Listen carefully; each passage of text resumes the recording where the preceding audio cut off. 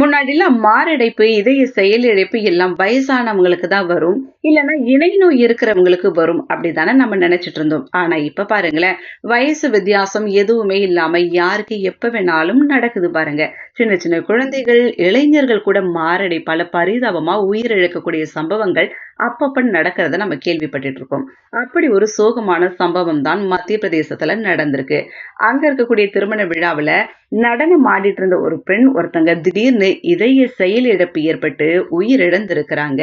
Actually மத்திய பிரதேச மாநிலம் விதிஷா மாவட்டத்துல தான் இந்த சம்பவம் நடந்திருக்கு. அங்க கூடிய ரிசார்ட்ல ஒரு திருமண வரவேற்பு நிகழ்ச்சி நடந்திருக்கு.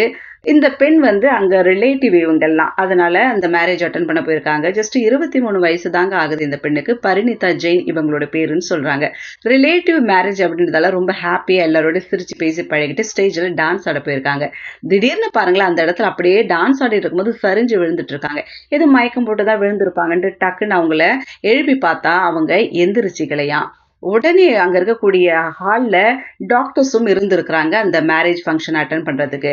ஸோ அந்த டாக்டர்ஸ் உடனே மயங்கி அந்த பெண்ணுக்கு சிபிஆர் கொடுத்திருக்காங்க, ஃபர்ஸ்ட் எய்ட் கொடுத்திருக்காங்க. பட் இருந்தாலும் டாக்டர்களால காப்பாற்ற முடியல.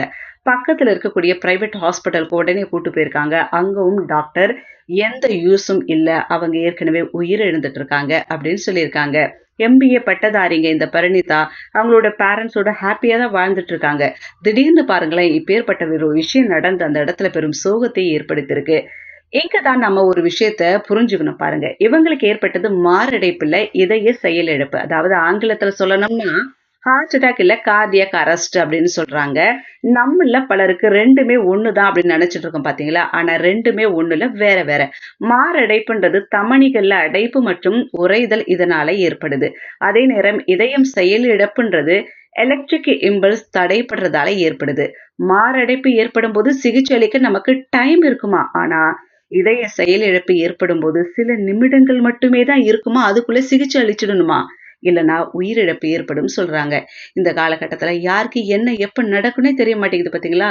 அதனால ஹெல்த் கான்சன்ட்ரேஷன் ரொம்ப முக்கியம்.